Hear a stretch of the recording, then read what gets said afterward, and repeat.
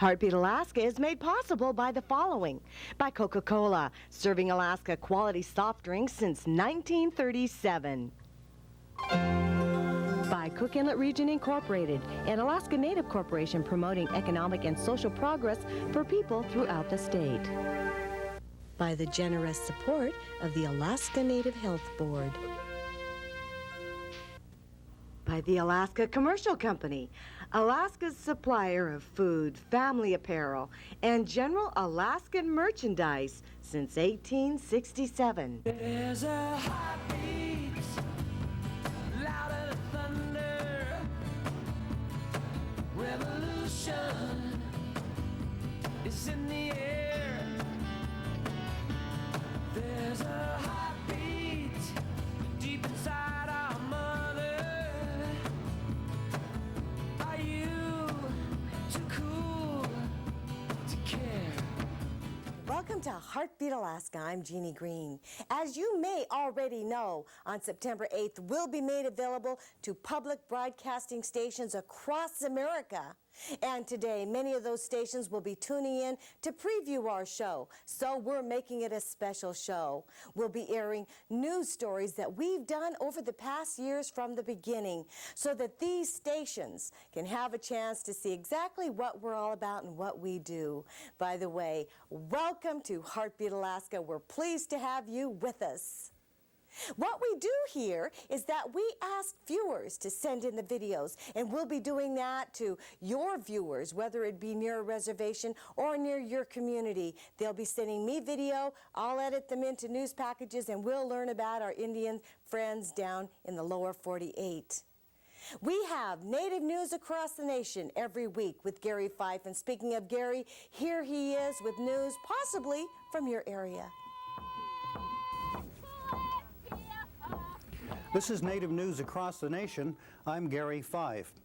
On Capitol Hill, the debate over national health care reform goes on with major shifts in plans, with President Clinton backing off his pursuit of an all-inclusive national health care plan. Attention is turned to the plan being pushed by Senate Majority Leader George Mitchell. Native health advocates had not been totally happy with the Clinton idea, but they say the Mitchell plan would leave out several important features. They've said the Mitchell plan fails to recognize the federal trust obligation to provide health care to Native Americans, and that it leaves the fate of the Indian Health Service unclear. The next meeting place for the Inuit Circumpolar Conference has been chosen, and in July of 1995, Nome, Alaska gets to welcome the International Arctic Native Delegations. Next summer, approximately 2,000 Native delegates from Greenland, northern Canada, Alaska, and Russia will be descending on the small Arctic town. The week-long conference will be both a celebration and a time for serious talks about issues facing the Inuit peoples of the Arctic. Last month in Oklahoma, Native American students at the University of Oklahoma staged a protest and support rally calling for school officials to take action against racism, and in particular a fraternity that they say desecrated a teepee during a week-long Native American heritage celebration. The Native students rallied in support of Stephen Selkirk, a Choctaw student who is on a hunger strike and spiritual fast. Selkirk is protesting the failure of university officials to discipline the Phi Kappa Psi fraternity for disturbing the Native students and for a fraternity member who urinated on a teepee. The OU administration initiated proceedings against the fraternity group but later dropped them. The Native students say the incident was only the tip of the iceberg. Officials of the fraternity admitted the incident happened, but school officials have refused to discuss any action taken against the fraternity group. July saw leaders of the Athabascan tribes from interior Alaska gathering at Old Crow, Yukon territory to renew the unity of the Gwich'in Nation. The Tundra Times reports the Gwich'in peoples were concerned about their needs to gain more presence and a voice in the policies of their international neighbors. They also focused on subjects such as environmental protection, alcohol abuse, Canadian hazardous waste pollution, and their continuing fight to keep the porcupine caribou herd in the Arctic National Wildlife Refuge from being disturbed by oil exploration activity. And finally, at a time when many Native American youth are losing traditional values, a group of Native youth in Oregon are showing the nation that they haven't. The Oregon Native Youth Council will be holding its second annual Youth and Elders Gathering on the 25th and 26th to honor their elders. They're getting the backing of the Confederated Tribes of the Siletz, who are donating use of their tribal ceremonial grounds. The Oregon Native Youth Group was put together to help these young people keep their identity and survive as Native Americans and as members of the society at large. The four-day gathering will focus on its theme, unity. Although most of their activities will have a cultural theme, such as powwows and cultural dance exhibitions, they'll also be enjoying their own special youth culture with a special performance from Cherokee rap master Lightfoot. This is Native News Across the Nation. For Heartbeat Alaska, I'm Gary Fife. Thank you, Gary. We'll be back with Buzz Daney and powwows from all over America and Canada right after these messages.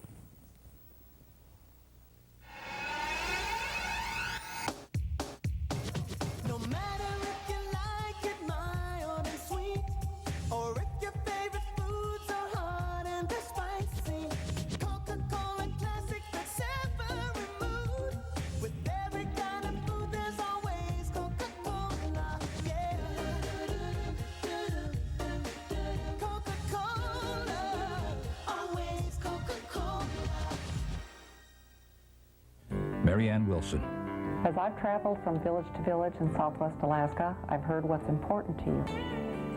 I want to be your voice for the fisheries in Juneau to protect this important resource for our children and our grandchildren. It's time to amend the Constitution, making rural subsistence a priority. This is my personal commitment to you. Marianne Wilson, a strong, courageous senator we can trust. Welcome back. I'm Buzz Daney with the National Powwow Directory. First on our list is from Canada. You know, they have a lot of powwows in Canada, and the next one is the Kamloops, British Columbia. 15th Kamloops Powwow on August 19th through the 20th at the Native Heritage Park. In Piapot Reserve, Saskatchewan, the Piapot celebration is held August 19th to the 21st on their powwow grounds. At Long Lake, Alberta, the 11th Long Lake Cree, August 19th to the 21st on the Long Lake Rodeo grounds. That sounds like a lot of fun to me.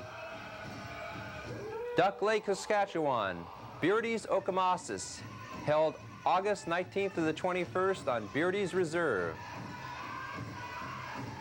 Here in the United States, Farmington, Connecticut is having their 10th Connecticut River Powwow, held August 26th to the 28th at the Farmington Polo Club.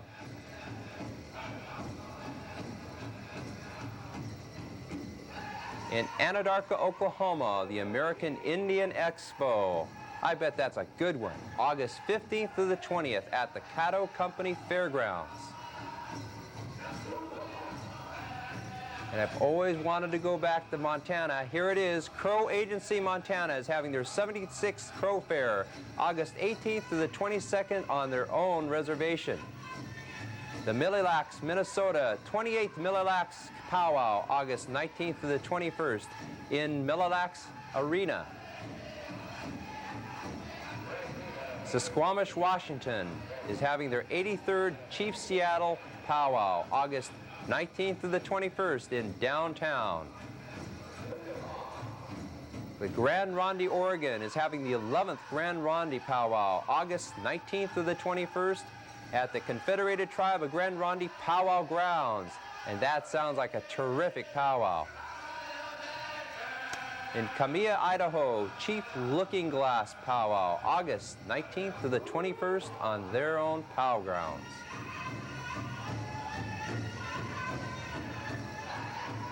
Up next, Baltimore, Maryland. The 20th Baltimore Powwow, August 26th to the 28th at the 5th Regiment Armory. And that's all for this week. Thanks for joining us, folks. I'll see you next week. The most fun segments on Heartbeat Alaska is when we travel to the villages. Let's travel now to an interior village where Athabascans live. It's called Ruby, Alaska.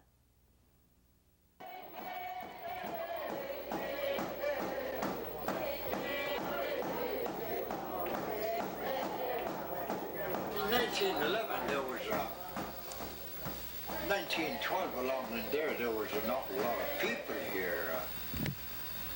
Well, all the people from out the creeks, Long Creek, Poor Man, and all of them in here, there was 5,000 people during the stampede.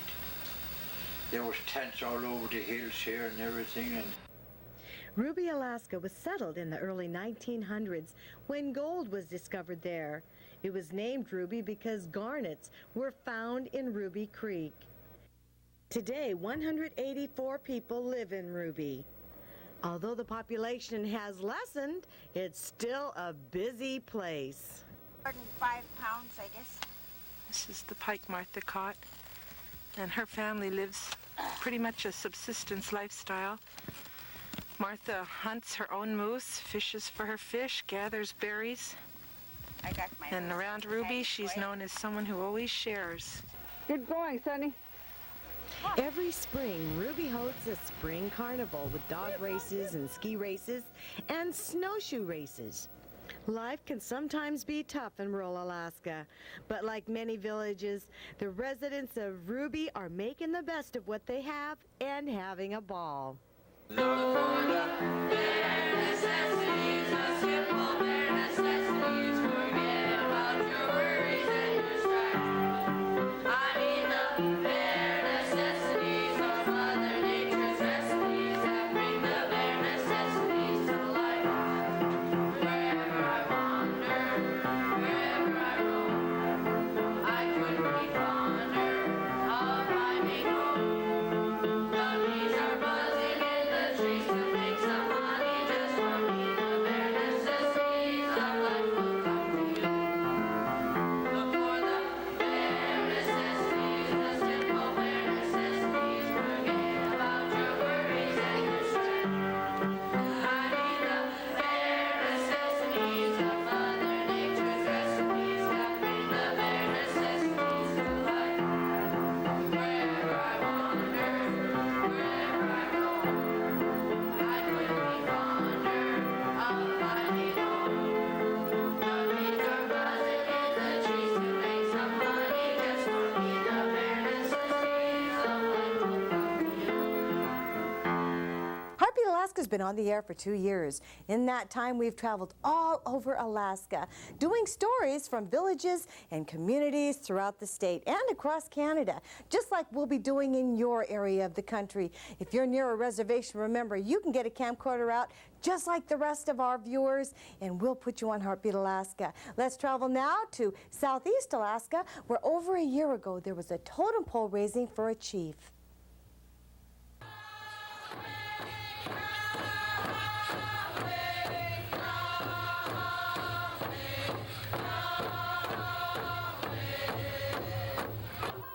Chief Cayenne was the chief of the Tongass tribe in Ketchikan several generations ago.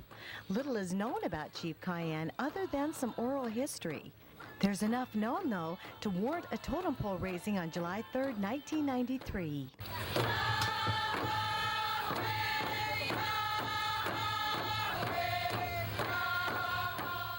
The city of Ketchikan commissioned the carving of the totem pole.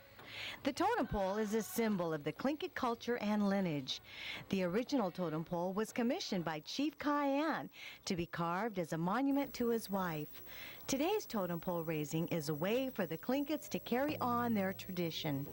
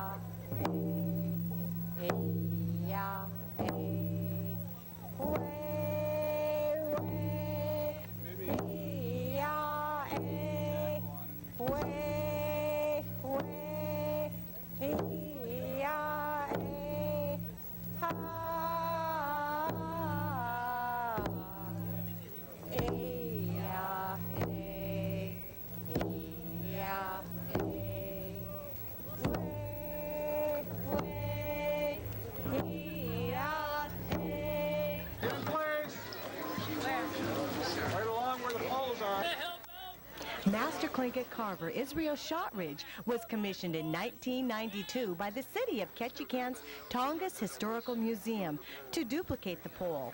Historically, totem pole carvers were natives of wealth and high standing in the caste system. It was prestigious to have a member of the opposite clan carve the pole. 42-year-old Tlingit Israel Shotridge is a master carver. He studied under the guidance of well-known carver Nathan Jackson. He's also the son of Esther Shea. Today, there is no chief as was known back then. However, Esther Shea serves as the tribal leader. It is something like this that will keep our tradition alive, and our culture will never die as long as we keep this up. I thank all of you. Flora Feller is the great-granddaughter of Chief Cayenne. Her Tlingit name is Kutlin. She's the last living great-grandchild of the late chief.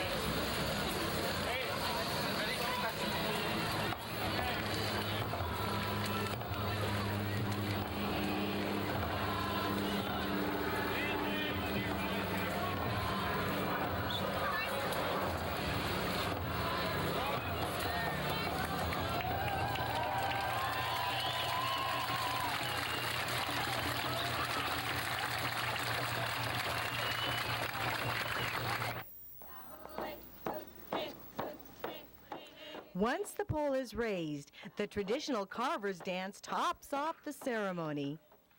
This day, Israel Shotridge celebrates the raising of the pole by dancing to the bear song, composed by his mother, Esther Shea.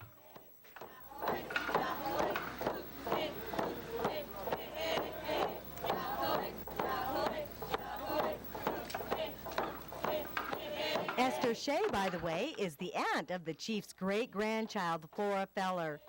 In Ketchikan, Alaska, the Tlingit culture, continuing the ceremony of pole raising, a tradition held strong by family ties.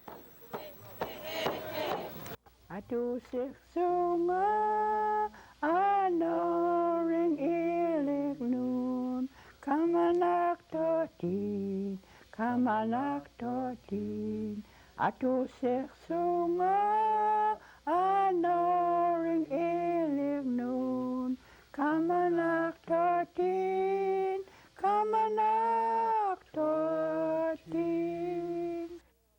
From Southeast Alaska, we travel to Interior Alaska once again to Bethel. This time of year, the berries are just starting to come out, and they're scrumdiddly-umptious. The old way was to store them in wooden barrels, and whenever you wanted to get a bunch out or a batch out to make a gudok, you just dipped your dipper in there and... Summertime in southwestern Alaska means berries, berries, and more berries. Native people all over the state consider the berries found in their area a special treat, and the tundra around Bethel is no exception. Jemai, I'm Alex Mortenson. I work for KYUK as a producer-announcer, and I'm here to share with you today about our scrumptious deliumptious salmon berries, which are in season now. They are usually ready from the second week of July to the end of July, and that's the best time to come and pick some good salmon berries. You can make good agurak with them. You can make jam and jellies with them. There's a lot of things you can do with them. You can put them on your cake as toppings, but most likely we use them here to make agurak with. And that's our Eskimo ice cream for those of you that don't know. When I was a kid, we used to go out 2 weeks at a time and camp out and pick berries and put them in wooden barrels. And sometimes the folks would bring home maybe 200 gallons of salmon berries. Like Peter Twitchell, Alex Mortenson's work keeps her busy. Yet she and many others in this Yukon-Kuskokwim Delta area still live a subsistence lifestyle. And like her ancestors for thousands of years before her, she's never too busy to harvest the bounty of the tundra. I picked them, I put them in barrels, brought them back home. I had to go out to tundra. I went out to a gula area that's out in the tundra, and I spent a couple of days picking these berries.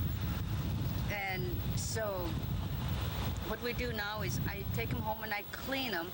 That they come with a little case. Sometimes you can pick them without Now is the having a time when the jacket on freezer them. gets stocked But up most with the of winter time, supply. the ones I Of picked course, not has all the jackets berries on, so make I it go that home and far. Clean them, put them in a bag, and freeze them. And this little one will probably not get eaten until sometime in the middle of the Not when I'm around. From the beautiful Bethel country, this is Peter Twitchell, your camcorder reporter for Heartbeat, Alaska.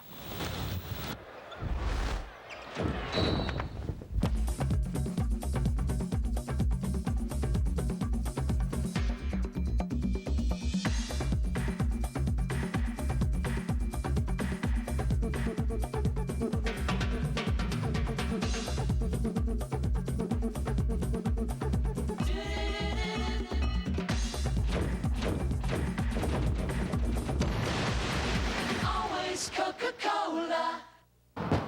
Oh, say, can you see? Fran Ulmer learned to sing from her mother. She learned to love fishing from her dad.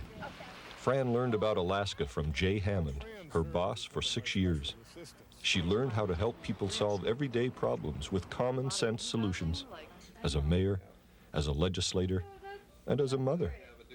That's why thousands of Alaskans are pulling together to help elect Fran Ulmer, Lieutenant Governor.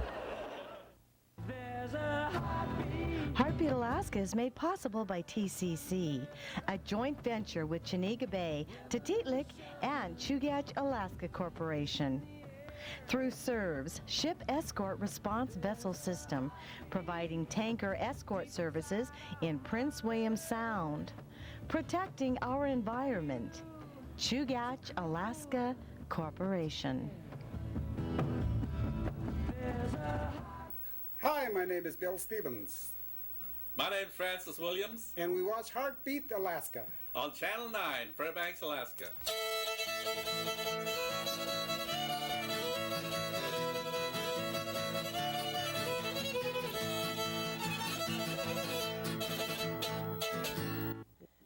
The Athabascan Fiddler's a favorite of everyone. Let's take a look at more greetings from viewers just like you all over the state.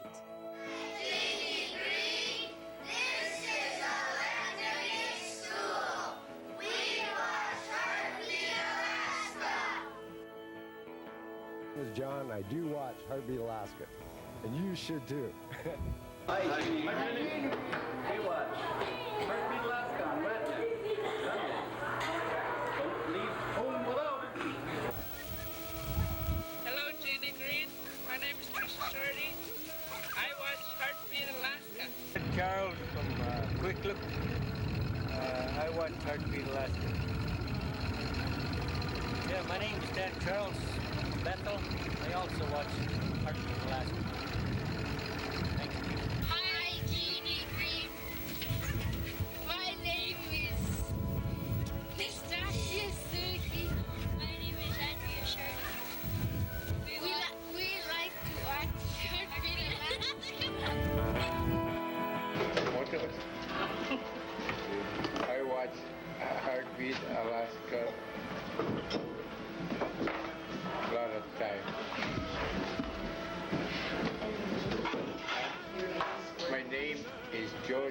Inga Senior. Old Harbor, Alaska. Hi, I'm Barbara Barnes from Seward, and I watch Heartbeat Alaska every Sunday. And not just because she's my sister either.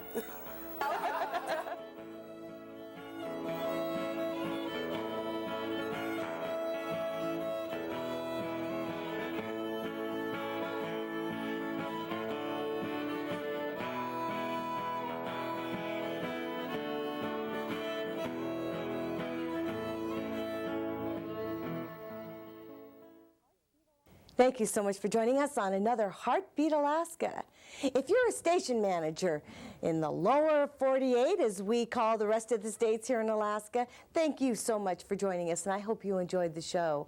Tune in again next week for more news from around the nation and around Alaska. If you're a viewer, please continue to send me the video. I need that to get your story on the air. Please give me a call. I'm Jeannie Green. See you next week. Revolution is in the air. There's a heartbeat deep inside our mother. Are you too cool to care? Oh, back in darkness.